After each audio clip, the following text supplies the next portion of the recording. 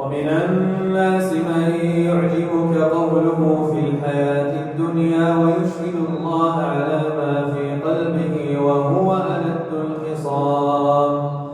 وإذا تولى سعى في الأرض ليفسد فيها ويهلك الحرث والنسل والله لا يحب الفساد. وإذا قيل له اتق الله أخذته العزة بالإثم فحسبه جهنم ولبئس المهاد. ومن الناس من يشري نفسه ابتغاء مرضات الله والله رؤوف بالعباد. يا أيها الذين آمنوا ادخلوا في السلم ولا تتبعوا خطوات الشيطان إنه لكم عدو مبين. فإن زللتم من بعد ما جاءتكم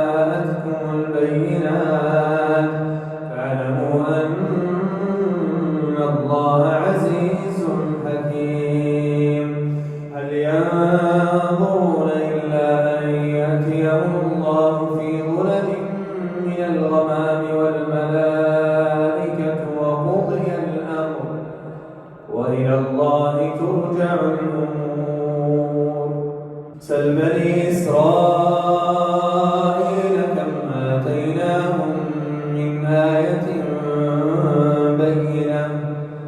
ومن يبدل نعمة الله من بعد ما جاءته فإن الله شديد العقاب. زين للذين كفروا الحياة الدنيا ويسخرون من الذين آمنوا والذين اتقوا فوقهم يوم القيامة والله يرزق من يشاء بغير حساب. كان الناس أمة واحدة فبعث الله النبيين مبشرين ومنذرين وأنزل معهم الكتاب بالحق ليحكم بين الناس فيما اختلفوا فيه وما اختلف فيه إلا الذين أوتوه من بعد ما جاءتهم البينات بغيا بينهم فهدى الله الذين آمنوا لما اختلفوا فيه من الحق بإذنه والله يهدي من يشاء إلى صراط مستقيم. أم حسبتم أن تدخلوا الجنة ولما يأتكم مثل الذين خلوا من قبلكم مستهم البأساء والضراء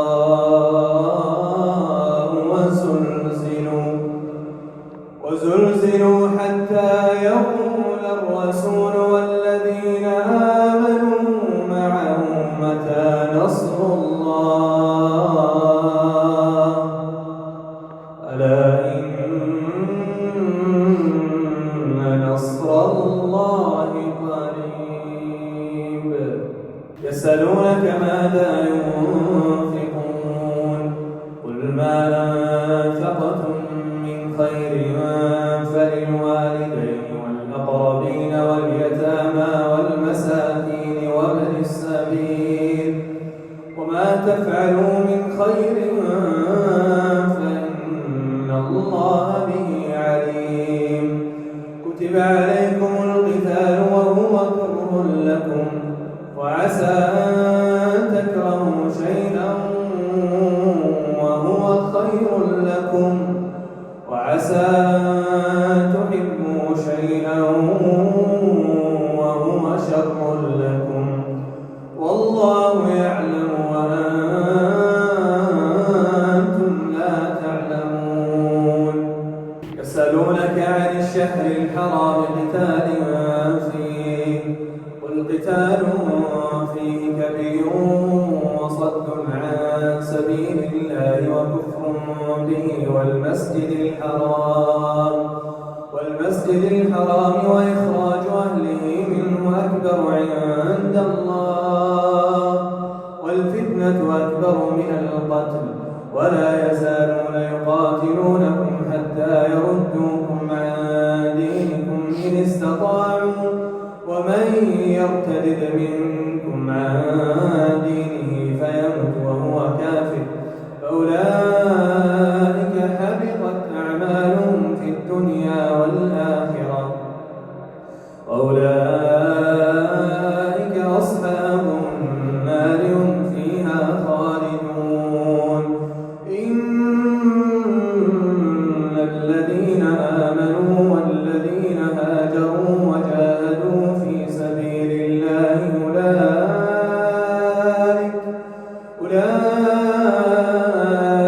أولئك يرجون رحمة الله والله غفور رحيم يسألونك عن الخمر والميسر قل فيهما إثم كبير ومنافع للناس وإثمهما أكبر من نفعهما ويسألونك ماذا ينفقون قل العفو كذلك يبين الله لكم الآيات لعلكم تتفكرون في الدنيا والآخرة ويسألونك عن اليتامى قل إصلاح لهم خير وإن تخالطوهم فإخوانكم والله يعلم المفسد من المصلح ولو شاء الله لأعنتكم إن الله عزيز حكيم ولا تنكحوا المشركات حتى يؤمنوا ولأمة مؤمنة خير من مشركة ولو أعجبتكم ولا تنكحوا المشركين حتى يؤمنوا ولعبد مؤمن خير من مشرك ولو أعجبكم أولئك يدعون إلى النار والله يدعو إلى الجنة والمغفرة بإذنه ويبين آياته للناس لعلهم يتذكرون ويسألونك عن المحيض قل هو أذى فاعتزلوا النساء في المحيض ولا تقربوهن حتى يطهرن فإذا تطهرن فأتوهن من حيث أمركم الله إن الله يحب التوابين ويحب المتطهرين نساؤكم حرث لكم فأتوا حرثكم أنى شئتم وقدموا لأنفسكم واتقوا الله واعلموا أنكم ملاقوه وبشر المؤمنين ولا تجعلوا الله عرضة لأيمانكم أن تبروا وتتقوا وتصلحوا بين الناس والله سميع عليم لا يؤاخذكم الله باللغو في أيمانكم ولكن يؤاخذكم بما كسبت قلوبكم والله غفور حليم للذين يؤلون من نسائهم تربص 4 أشهر فإن فاءوا فإن الله غفور رحيم وإن عزموا الطلاق فإن الله سميع عليم والمطلقات يتربصن بأنفسهن 3 قروء ولا يحل لهن أن يكتمن ما خلق الله في أرحامهن إن كن يؤمن بالله واليوم الآخر وبعولتهن أحق بردهن في ذلك إن أرادوا إصلاحا ولهن مثل الذي عليهن بالمعروف وللرجال عليهن درجة والله عزيز حكيم. الطلاق مرتان فإمساك بمعروف أو تسريح بإحسان ولا يحل لكم أن تأخذوا مما آتيتموهن شيئا إلا أن يخافا ألا يقيما حدود الله فإن خفتم ألا يقيما حدود الله فلا جناح عليهما فيما افتدت به تلك حدود الله فلا تعتدوها ومن يتعد حدود الله فأولئك هم الظالمون. فإن طلقها فلا تحل له من بعد حتى تنكح زوجا غيره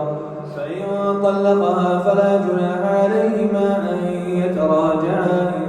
ظنا أن يقيما حدود الله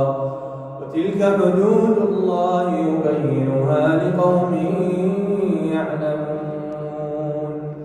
وإذا طلقتم النساء فبلغن أجلهن فامسكوهن بمعروف أو سرحوهن بمعروف ولا تمسكوهن ضرارا لتعتدوا ومن يفعل ذلك فقد ظلم نفسه. ولا تتخذوا آيات الله هزوا واذكروا نعمة الله عليكم وما أنزل عليكم من الكتاب والحكمة يعظكم به اتقوا الله واعلموا أن الله بكل شيء عليم.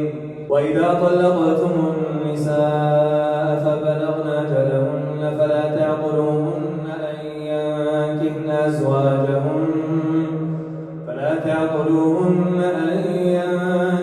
أزواجهن إذا تراضوا بينهم بالمعروف ذلك يوعظ به من كان منكم يؤمن بالله واليوم الآخر ذلكم أزكى لكم وأطهر والله يعلم وأنتم لا تعلمون. والوالدات يرضعن أولادهن حولين كاملين لمن أراد أن يتم الرضاعة وعلى المولود له رزقهن وكسوتهن بالمعروف لا تكلف نفس إلا وسعها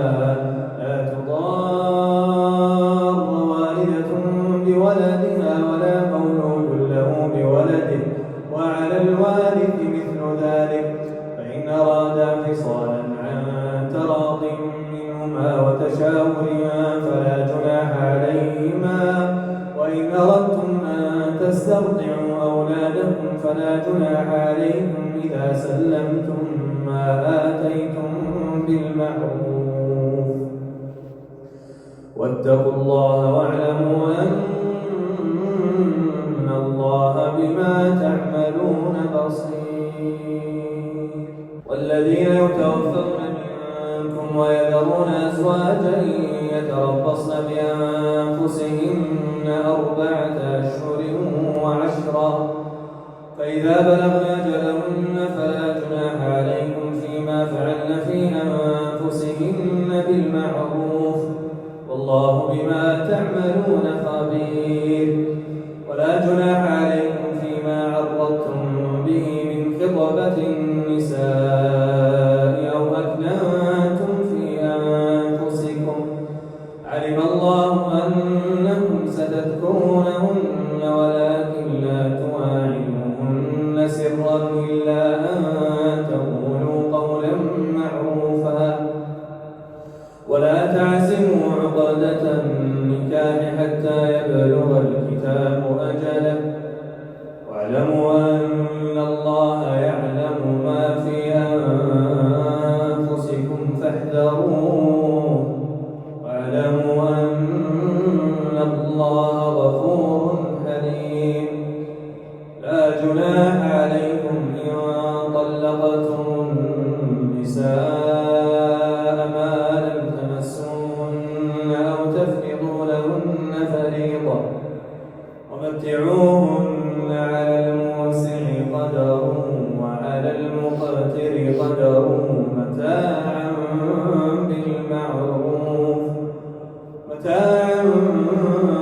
بالمعروف حقا على المحسنين.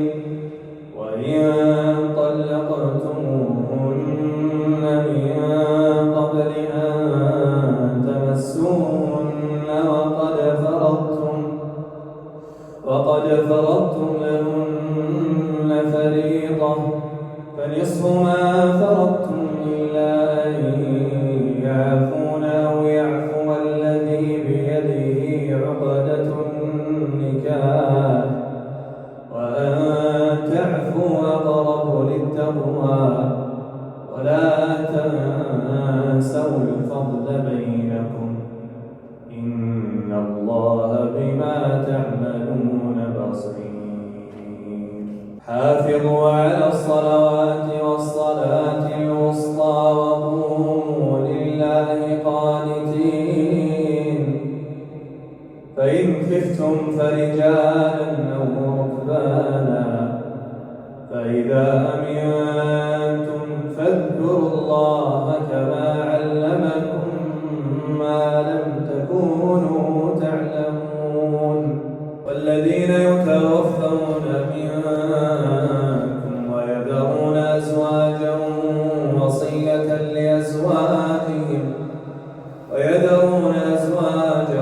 وصية لأزواجهم